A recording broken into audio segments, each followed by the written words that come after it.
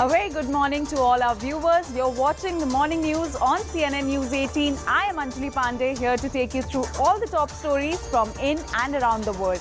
But we're starting off this bulletin with some tragic news that's coming in from the state of Maharashtra. Now, a major accident took place in Maharashtra's Buldhana, in which 25 people have died due to fire in a bus. So we're getting this tragic news from the state of Maharashtra's Buldhana, where 25 people have died due to bus fire. The bus was going to a wedding and it got crushed due to rain. The diesel tank of the bus burst and caught fire. The bus was going from Nagpur to Pune, one of the worst accidents in Samruddhi Mahamarg. So we're getting you this very tragic news from the state of Maharashtra. CNN News 18's Vinaya Deshpande is joining us. Vinaya, can you give us more details about this unfortunate accident that took place in Buldhana? Well, absolutely. In fact, the accident took place at around 1:35 a.m. today. That's in the midnight when the bus was traveling from Nagpur to Pune. It was carrying over 30 passengers.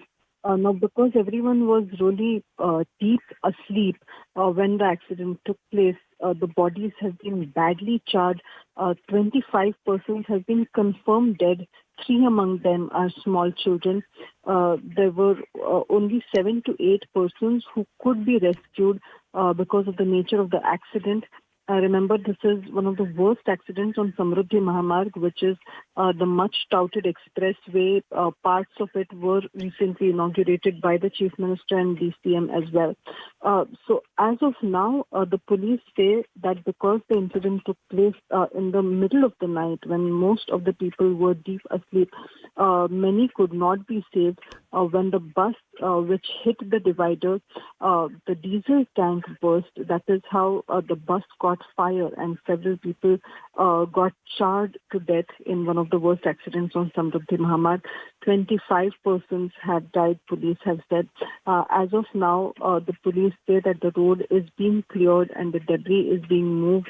The injured are being treated in the nearby hospitals, and the police are probing the case as to what was the reason for that accident, whether the driver caught a wink or whether there was anything else. That the police say will be ascertained and determined only after a thorough probe. But one of the worst accidents really on Samruddhi Mahamarg. The day has begun on a very tragic note for Maharashtra. 25 persons have been charred to death in that accident. Back to you. All right, Vinaya, please stay with us. Let's listen into what police has to say on this. आज पहाटे 1:35 वाजता नागपूरवरून पुण्याला जाणारी ही जी बस आहे विदर्भ ट्रॅव्हल्सची हिचा अपघात झाला आहे हायवेवर. एका पूलला टक्कर लागून गाडीचा बॅलन्स गेला किंवा ड्रायव्हर सांगतो की टायर बस्ट झालं असं सांगतो. त्याच्याने टक्कर लागून गाडीचा बॅलन्स गेला, धुवून लागला आणि गाडी एका पुलाला टक्कर मारून स्लिप झाली. Today, the Vidarbha travel bus was traveling from Nagpur to Pune. It jacked from the divider. It lost balance and fell down. The diesel tank burst and it caught fire. Since most of them were asleep, only 7 to 8 persons could be saved. The rest of them were charred to death. The bodies we have been able to recover have shrunk because they were charred. There are 3 children in it. The next step of action for us is to try and identify the bodies. All right, Vinaya, coming back to you, as you mentioned that there were a total of 30 people inside the bus, out of which 25 people have died so far. What is the condition of the remaining 5? Well, there were over 30 persons. So as of now, the police say that 7 to 8 persons were saved in that accident. They could be evacuated safely. They are currently undergoing treatment in nearby hospitals. And the police are right now in the process of ascertaining the identities of those who lost their lives in that accident. So as of now, the police say that those injured in the accidents are being treated at nearby hospitals, while the biggest task that they say is the identification of the bodies, because the bodies have been severely charred, and it is difficult to carry out any identification process in such a scenario. So as of now, the relatives are being informed, and the identification procedure is being given prominence, is what the police say. That might take some time considering the horrific nature of accident. But after that, the police say that the most important thing will be to ascertain the reason of the accident, why it exactly happened. Remember, Samruddhi Mahamarg has been reporting a few accidents since the time it has opened, but nothing which has come up which is as worse as this. So this can be termed as one of the worst accidents really on an infrastructure project that is a hugely touted infrastructure project for Maharashtra, Samruddhi Mahamarg, which connects Nagpur to the western Maharashtra and beyond regions. As of now, the patch till Shirdi has been opened. The bus was traveling from Nagpur to Pune. It was a private bus, Vidarbha Travels bus, that had left Nagpur late last night, and it had reached near Sindkhed in Buldhana when the accident took place at around 1:35 a.m. today. Back to you. Vinay, also, do we have any update on the driver of the bus? Everyone has been charred to death, is what the police say. As of now, there are no details about specifications with respect to, whether the staff of the bus or the driver, what is the condition about them. But what the police has confirmed till now is that overall 25 persons have died in this. Also, Vinay, what next? The most important part right now is for the police to carry out the identification process, because remember, since the nature of the accident was so horrific, the bodies are not just charred, they are shrunk, because the entire diesel tank caught fire and that burst, and that led to a fire in the entire bus. So one can imagine the intensity of the fire and the suddenness of that whole accident, because of which the biggest challenge right now in front of the police is to try and ascertain the identities. Now the relatives have been called for. They will come, and the process of identification will possibly take a while, because generally, whatever are the measures of identification, in this case, those will be severely compromised as well. Maybe clothes, maybe appearances, maybe any specific features of any individual. All those things will be difficult to ascertain because of the way in which the bodies have been horrifically charred and have shrunk. So the police have only been able to tell us till now that according to whatever has been retrieved and the bodies recovered from the bus, at least 3 children are among those who are dead. But as of now, it will take some time for the identification procedure, which is taken precedence as of now, and which the police say are the priority at present. All right, Vinaya, thank you so much for giving us all those details. We'll keep tracking the story for further developments. Now, shifting focus, days after Prime Minister Modi made a strong push for the implementation of Uniform Civil Code in the nation, the pressure continues to build ahead of the July 3rd meeting of the parliamentary panel. Now, the opposition still seems to be in dilemma, with some parties supporting UCC while some others strongly opposing it.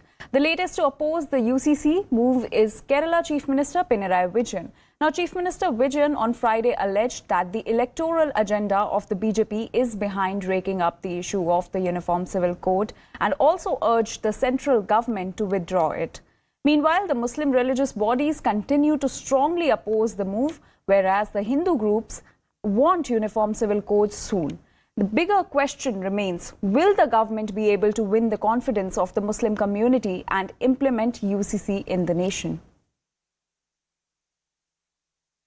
साथ मौजूद हैं मुख्यमंत्री पुष्कर सिंह धामी। आज UCC drafting committee ने ये ऐलान किया है कि उन्होंने पूरा ड्राफ्ट तैयार कर लिया है, इसे जल्द ही सरकार को सौंप दिया जाएगा। सर, पहली क्या प्रतिक्रिया रहने वाली? नहीं, मैं उनको बधाई देना चाहता हूं जिन्होंने इस कमेटी में पिछले 1 साल से भी अधिक समय तक काम किया है और बहुत परिश्रम किया है। लोगों ने बहुत लोगों से बात की है, 2 लाख से भी ज़्यादा लोगों से उन्होंने उनके सुझाव लिए हैं और विद्वान लोगों ने इसमें अपने राय दी है, अपना सहयोग दिया है, वो सम्मिलित रहे हैं और सबके सहयोग से, सबके सम्मिलन से ड्राफ्ट कंप्लीटता की ओर जा रहा है। पूरी तरह से ड्राफ्ट तैयार हो रहा है। वो निश्चित रूप से अच्छा ड्राफ्ट आएगा और भारत के संविधान की मूल भावना और धारा 44 का जो प्रावधान किया गया है उसके भावना के अंतर्गत ही सभी वर्गों की राय लेकर वो ड्राफ्ट तैयार होगा और उत्तराखंड की सरकार, जिसके लिए हमने पहले ही इस आम चुनाव से पहले हमने उत्तराखंड की देवतुल्य जनता के सामने ये प्रस्ताव रखा था, संकल्प रखा था और ये उत्तराखंड की देवतुल्य जनता ने भी हमको इसमें अपना समर्थन दिया, अपना आशीर्वाद दिया और पूरा मैंडेट दिया और हमको सेवा करने का अवसर दिया और उन्होंने ही एक तरह से हमको कहा कि आप आगे बढ़िए, यूसीसी उत्तराखंड में लागू करिए, तो हम उस दिशा में आगे बढ़ गए। The committee also interacted with the representatives of political parties, state statutory commissions, as well as with leaders of various religious denominations. The Honorable Chairperson of the Law Commission of India had requested for an interaction with the members of the expert committee. The committee has painstakingly taken into account all shades of opinions and looked into the various statutes and uncodified laws, including the statutory framework in select countries.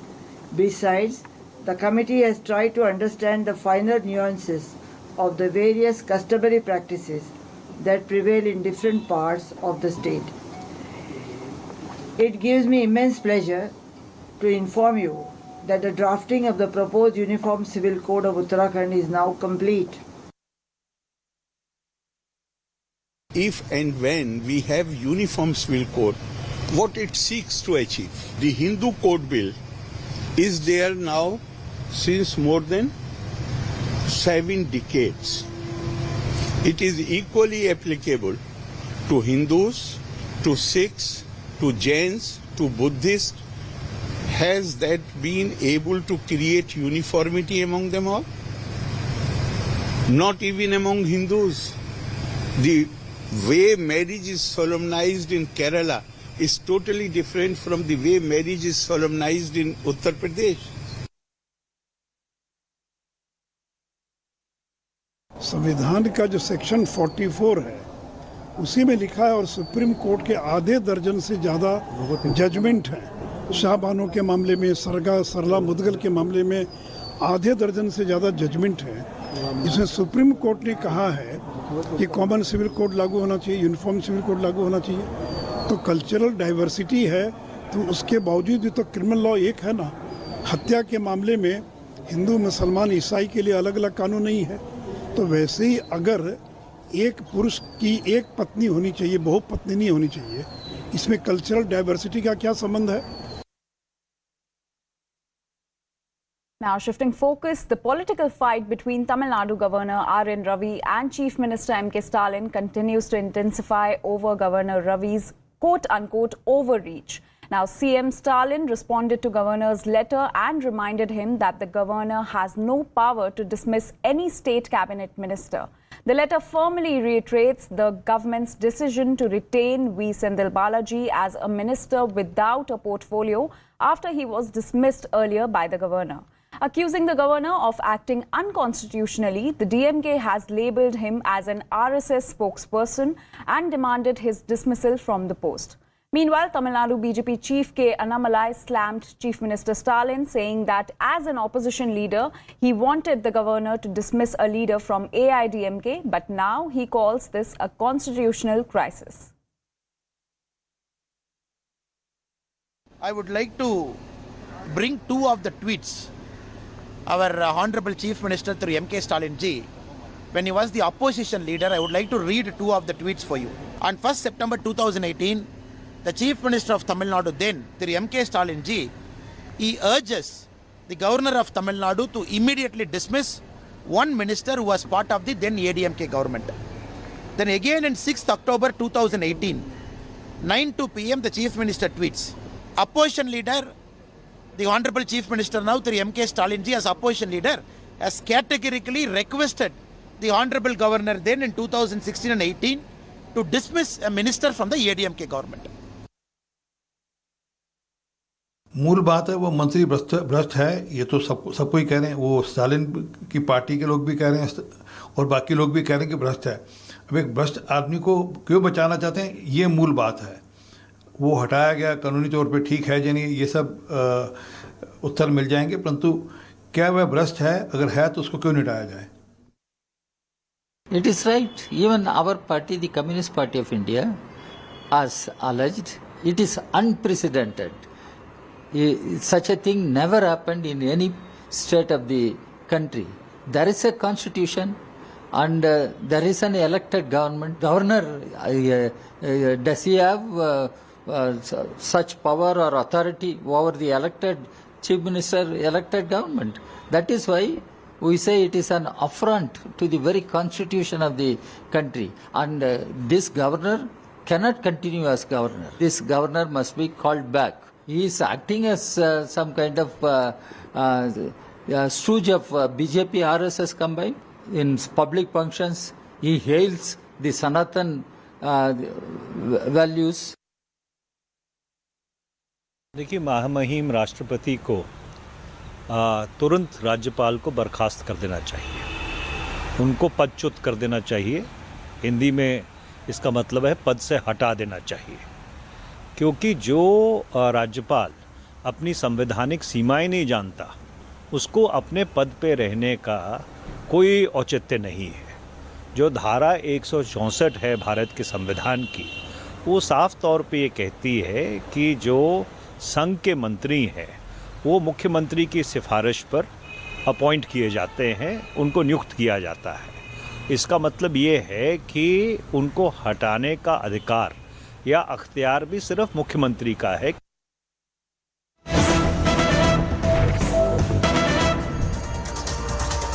And there's some more breaking news that's coming in. India's javelin ace Neeraj Chopra has won men's javelin throw title at Lawson leg of prestigious Diamond League series. Neeraj Chopra threw 87.66 meters to win this spot. So we have this big breaking news that's coming in. India's javelin ace Neeraj Chopra has won men's javelin throw title at Lawson leg of prestigious Diamond League series. Remember, Neeraj Chopra threw 87.66 meters to win this spot. So we have this big breaking news that's coming in. India's javelin ace Neeraj Chopra has won men's javelin throw title at Lawson leg of prestigious Diamond Leg series. Neeraj Chopra threw 87.66 meters to win this spot. India's javelin ace Neeraj Chopra has now won men's javelin throw title at Lawson leg of prestigious Diamond League series. He threw 87.66 meters to win the spot. Neeraj Chopra returned to action after almost a month-long injury, and what a comeback it is. The Tokyo Olympics champion won his second consecutive Diamond League at Lawson in Switzerland with a throw of 87.66 meters. Neeraj Chopra continues to lead the men's javelin throw ranking in Diamond League after 2 meetings. Now, the muscle strain had kept Neeraj Chopra out of action for a month as he missed 2 key events. But now he has returned to action after almost a month-long injury with a win of men's javelin throw title at Lawson leg of prestigious Diamond League series. Now, shifting focus, it is that time of the year when lakhs of devotees across India reach Kashmir for Amarnath Yatra. The first batch of pilgrims for the holy Amarnath Yatra have left for the shrine from the Pahalgam base amid multiple layers of security. Now, for the 62-day-long yatra, the administration has made elaborate arrangements for the safe and hassle-free pilgrimage of the devotees of Amarnath. This year's yatra is significant as it is expected to see over 6 lakh pilgrims. Over 3 lakh people have already registered for the journey till Wednesday. The number of registrations so far is 10% more than what it was last year. CNN News 18's Ishan Wani with these ground reports. Take a look.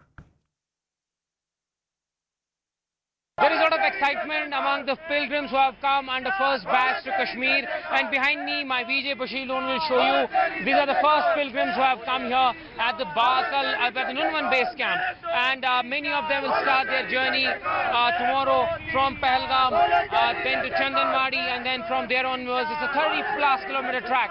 Those mountains there are the way from which they will have to walk, and there are elaborate security arrangements. If you look around, there are also security personnel deployed, multi-tier security arrangement. CRPF Army, ITBP, CISF and other paramilitary forces have also been deployed to ensure the yatra remains safe. There are additional bunkers being created. A stretch of highway has also been, security additional have been built up there.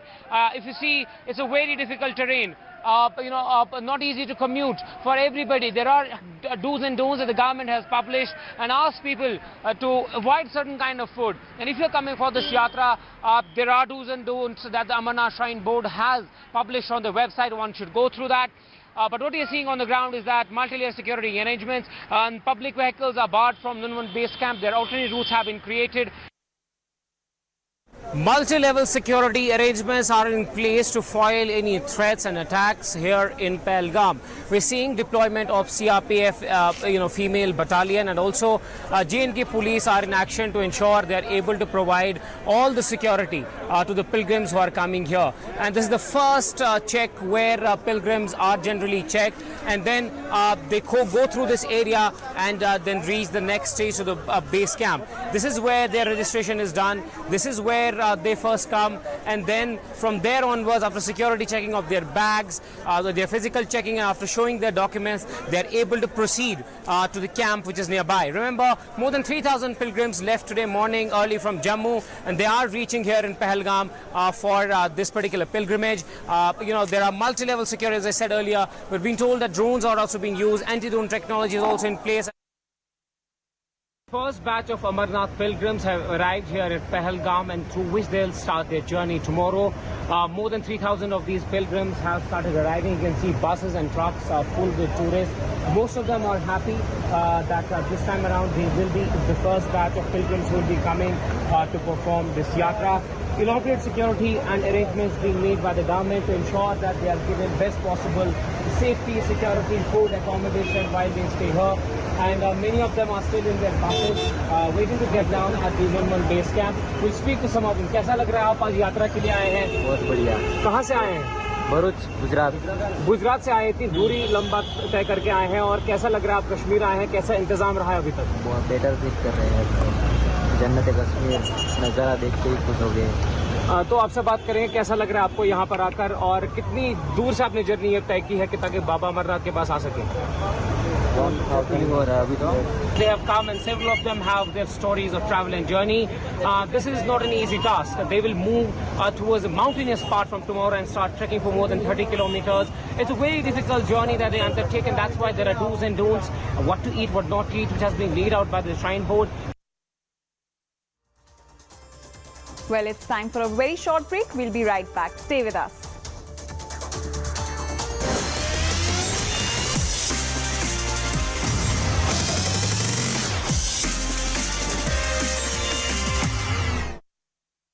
के गोद लेने के अलग अलग कानून हैं.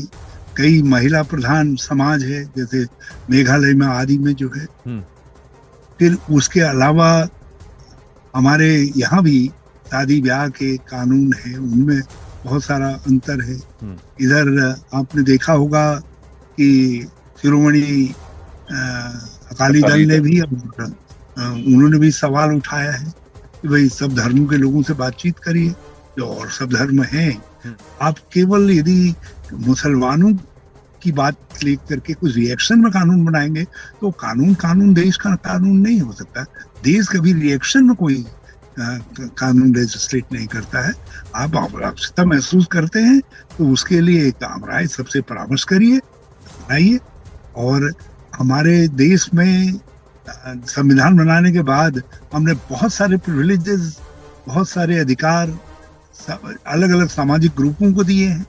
जैसे आरक्षण का है, दूसरे अधिकार है, उन पर ये देश का सारे देश के एक कानून का कोई असर उन पर तो नहीं पड़ेगा। उसको वे करना, उसको तौलना बहुत आवश्यक है, उसकी मीमांसा करना आवश्यक है। कल आपने बना दिया, पता चला लिटिगेशन का और दरवाजा खुल गया। पहले से ही आरक्षण पर कई तरीके के भाजपा के समय में आरक्षण आदि कई सवाल उठाते थे, तो हमको डर है कहीं ये देश ने जिनको सर्वसम्मति से जिन कानूनों को बनाया है, जिन चीजों को आगे बढ़ाया है, उन पर कोई असर न पड़े। तो ये सारी बातें जिन पर विचार किया जाना आवश्यक है। तो जिंदगी में और भी बहुत सारे गम हैं हिंदू मुसलमान के अलावा। इस देश के अंदर महंगाई, बेरोजगारी, दूसरे कई कुपोषण आदि सवाल है, महिलाओं पर अत्याचार का सवाल है। उधर सीमा के अंदर चीन बैठा हुआ है, गांव बना रहा है हमारी सीमा के अंदर, देखे तो पुल पुलिया बना रहा है, इंफ्रास्ट्रक्चर खड़ा कर रहा है। मणिपुर में इधर वो लगी हुई है, आतंकवाद अभी भी नहीं रुका है कश्मीर में सारे दावों के बावजूद जो है। तो ये सब चीजें हैं। तो ऐसे में एक सुविचारित तरीके से जो होना चाहिए केंद्रीय होना चाहिए।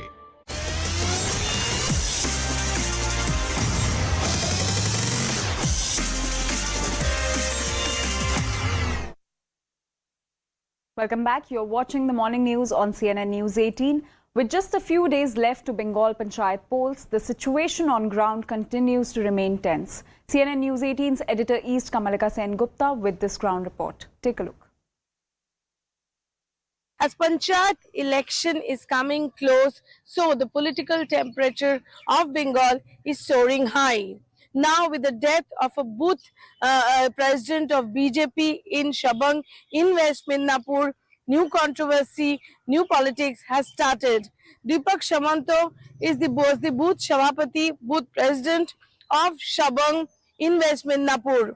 Now on Wednesday, his body was found hanging, and that has led to a lot of controversy now, a lot of questions now. BJP is actually claiming, BJP is accusing that it is the TMC who has done it. BJP leaders are saying that he was getting threats. Even there was white widow dress, sari given to his family couple of days back, and he was asked to not to be in BJP for a couple of days. Their claim is it is the TMC who has done it. Well, that's all for now, but news and updates continue here on CNN News 18. Thanks for watching.